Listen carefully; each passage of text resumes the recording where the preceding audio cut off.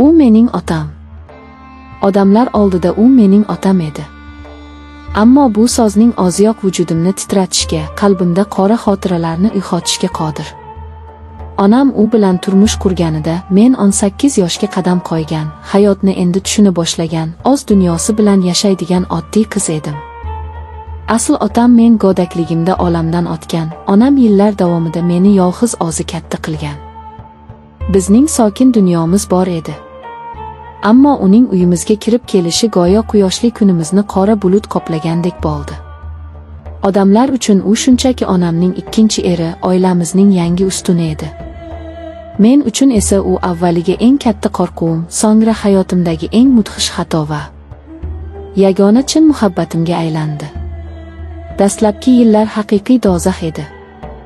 U baland bo'yli, qorachadan kelgan, yelkador, juda sovuq va jiddiy nigohli inson edi. Uning ovozi uyni larzaga keltirardi. Men undan o'lgudek qo'rqardim. O'zbek oilalarida qiz bolaning qadami o'lchovli, har bir harakati kuzatuv ostida bo'ladi. Uyda uning qadam tovushlarini eshitishim bilanoq o'zimni xonamga urardim. Nafas olishim ham sekinlashib qolardi. Kechalari eshigimni ichkaridan qulflab yotardim, chunki uning sovuq va teshkudek nigohlari yuragimga dahshat solardi. Tasodifan to'qnash kelib qolsak, ko'zlarimni yerga qadalardi. U hech qachon menga qo'l ko'tarmagan, menga nisbatan yomon so'z ishlatmagan, lekin uning sukuti har qanday jazodan battar edi. Onam uning oldida xuddi yosh boladek itoatkor, o'z fikriga ega bo'lmagan ayolga aylanib qolgandi. Uning bitta qovoq uyilishi onamni tipirchilatishga majbur qilardi. Men esa o'z uyimda, o'zim tug'ilib o'sgan hovlimda o'zimni qafasdagi asirdek his qilardim. Ba'zan ovqat ustida tasodifan uning ko'zlariga ko'zim tushib qolsa, tomog'imdan ovqat o'tmay qolardi. Uning qop-qora ko'zlarida shunday bir vahima bor ediki, men u ko'zlarda yirtqichni ko'rgandek bo'lardim. Men uni butun bor vujudim bilan yomon ko'rardim. Uning hayotimizda borligidan, onamning unga qaramligidan nafratlanardim. Har kuni Xudodan uning tezroq bu uydan ketishini, bizni tinch qo'yishini so'rab yig'lardim. Lekin inson qalbi naqadar o'zgaruvchan, taqdir o'yinlari shafqatsiz va tushunarsiz ekan.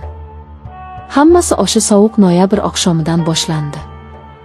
Onam uzoq qarindoshimizning azasiga, qo'shni viloyatga bir necha kunga ketgan edi. Men uyda yolg'iz edim. Kechqurun to'satdan qattiq shamol turib, butun mahallada chiroqlar ochib qoldi. Qorong'ulikda vahima ichida sham qidirarkanman, oyog'imni qattiq jarohatlab oldim. Qorong'ulik, og'riq va yolg'izlik qo'rquvidan yig'lab yubordim. Men o'rnimdan tura olmasdim. Shu payt eshik ochildi. U ishdan qaytgan edi. Meni qorong'uda, sovuq polda yig'lab o'tirganimni ko'rib, u o'zini odatiy sovuqqonligini unutdi. U yonimga yugurib keldi, dahshatga tushgan ko'zlari bilan menga qaradi va meni o'zining katta, kuchli qo'llari bilan xuddi yosh boladek ko'tarib oldi. U meni divanga yotqizib sham yoqdi. Sham yorug'ligida men uning butunlay boshqa inson ekanligini birinchi bor ko'rdim. Uning qo'llari shunchalar ehtiyotkor va yumshoq, ovozi shunchalar muloyim ediki, men o'zimning qattiqqo'l o'gay otamni emas, balki qalbimni tushuna oladigan, meni himoya qiladigan insonni ko'rdim. U jarohatimni bog'larkan, ko'zlarimiz to'qnashdi. Bu avvalgi sovuq nigohlar emas edi. Bu nigohda qandaydir iztirob va qandaydir olov bor edi. O'sha lahzada nimadir uzildi. Mening vujudimdagi qo'rquv muz kabi erib, aqldan ozdiruvchi bir his egalladi. U yarim tunda yonimda o'tirib, qo'rquvdan qaltirayotgan qo'llarimni ushladi. "Qo'rqma, men shu yerdaman", dedi u pichirlab. O'sha kecha u mening yonimdan jilmadi. Shundan so'ng uydagi muhit tubdan o'zgardi. Bizning munosabatlarimiz asta-sekin, pinhona rivojlana boshladi. Avvaliga shunchaki nigohlar, onam yo'qligida aytilgan ehtirosli so'zlar. Keyin esa bu nigohlar qarshilik qilib bo'lmaydigan ehtirosga aylandi. Qo'rquv o'rnini shunday kuchli his-tuyg'u egalladiki, men o'zimni taniy olmay qoldim. Biz bir-birimizni sevib qoldik.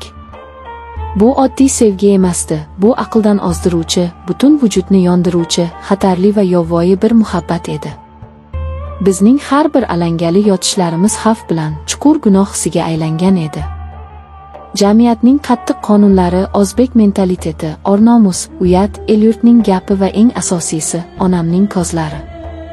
Bularning barchasi bizni la'natlardi. Biz jar yoqasida turardik. Lekin biz o'zimizni to'xtata olmasdik. Uyda yolg'iz qolgan daqiqalarimiz biz uchun yashirin jannatga aylanardi. Uning quchog'ida men o'zimni dunyodagi eng xavfsiz, eng go'zal va eng baxtli ayoldek his qilardim. Uning lablari menga hayotimdagi eng shirin, ammo eng zaharli bo'salarni hadya etardi. U menga shu qadar ko'p mehr berardiki, hayotimda hech kim meni bunday e'tibor, bunday sevgini berolmagandi. U meni shunchaki yaxshi ko'rmasdi, u meni his qilardi, mening ruhimni oqirdi. Biz tunlari sirlashib uzoq suhbatlashardik. U o'zining qattiqqo'lligi ortidagi azoblarini, bolaligidagi qiyinchiliklarni aytib berardi. Biz odamlar uchun o'gay ota va qiz, ammo yolg'izlikda bir-birisiz nafas ololmaydigan telba oshiqlar edik. U menga seni bu yerdan olib ketaman. Odamlar bizni tanimaydigan olislarga ketamiz. Men sensiz yashay olmayman derdi. Men unga ishonardim. Bu sevgi ko'zimni ko'r qilgandi. Men o'z gunohimni, bu munosabatning qanchalar jirkanch va kechirib bo'lmasligini unutib qo'ygandim. Bizning sirlarimiz olovga o'xshardi. Biroq bu yolg'on ustiga qurilgan muhabbat uzoqqa bormasligi ma'lum edi. Shunday ham bo'ldi. Bizning baxtimiz sindi va uning siniqlari mening yuragimga qadaldi. Bunday katta gunohning, bunday xiyonatning jazosi bo'lmasligi mumkin emasdi. Onam asta-sekin nimadandir shubhalana boshladi. U bizga boshqacha qaraydigan, uyda uzoq vaqt sukut saqlaydigan bo'lib qoldi. Uyimizdagi havo yana azobli tarzda o'zgardi. Lekin bu safar u qo'rquvdan emas, balki fosh bo'lish dahshatidan edi. Bizning har bir xatoyimiz butun bir oilaning, ikkita insonning hayotini do'zaxga aylantirishi, sharmandalik bilan teng bo'lishi mumkin edi. Vaziyat taranglashganini ko'rib, u qat'iy qaror qildi. Biz qochishimiz kerak dedi. U hamma narsani rejalashtirdi. Biz Rossiyaga ketishga kelishib oldik. Chiptalar, yashirin yig'ilgan pullar, hammasi tayyor edi. Qochish kuni etib belgilandi. O'sha kecha u uydan ish bahonasida ertaroq chiqib ketdi. Men esa tunda, onam uxlaganda ko'cha boshidagi eski avtobus bekatiga borishim, u yerdan uning mashinasiga minib, temir yo'l vokzaliga yo'l olishimiz kerak edi. O'sha mash'um kecha. Tabiat ham xuddi bizning qilmishimizdan nafratlangandek isyon ko'tarardi. Yomg'ir chelaklab quyardi, momaqaldiroq gumburlashi yuragimni yorib yuboray derdi. Go'yo osmon teshilib, bizning katta va kechirib bo'lmas gunohlarimizni yumoqchi bo'layotgandek yig'lardi. Men qo'limda kichkina sumka bilan, qaltirab, qorong'u ko'chalarda kelishilgan joyga yugurdim. Bekatga yetib keldim. Yarim soat kutdim. 1 soat o'tdi.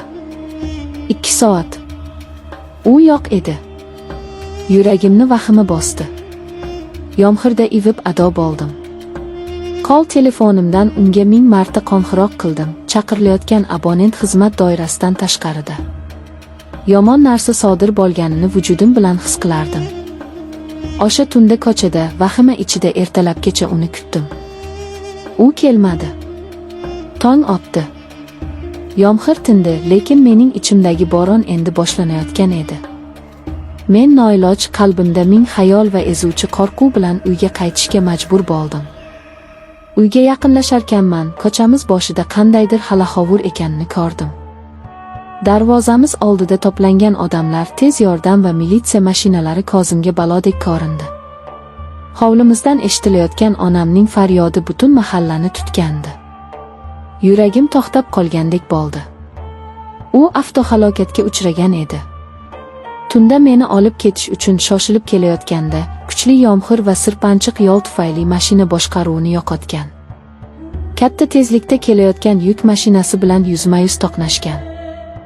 U vokzalga olib boradigan katta trassada, voqea joyining o'zidayoq jon bergandi. Men nima qilishimni, nima deyishimni bilmasdim. Hamma onamga ta'ziya bildirardi. Men esa faryod chekolmasdim. O'gay qiz sifatida qora ro'mol o'rab, bir chetda odamlardan yuzimni tosib jimgina yosh qotardim. Odamlar menga achinib qarab, Bechora qiz o'gay bo'lsa ham qattiq bog'lanib qolgandi. O'z otasidek ko'rardi deb o'ylashardi, yupatishardi. Ammo mening ichimda butun bir koinot, mening yagona baxtim yonib kul bo'layotgan edi. Men o'z sevgilimni, hayotimning mazmunini, qalbimning egasini yo'qotgandim. Eng dahshatlisi shunda ediki, men o'z dardimni, haqiqiy yo'qotishimni hech kimga aytolmasdim. U mening o'gay otam edi. U mening eng katta dahshatim, yagona muhabbatim va butun umrlik qora fojiam bo'lib qoldi. Endi men bu sirni o'zim bilan qabrgacha olib ketaman.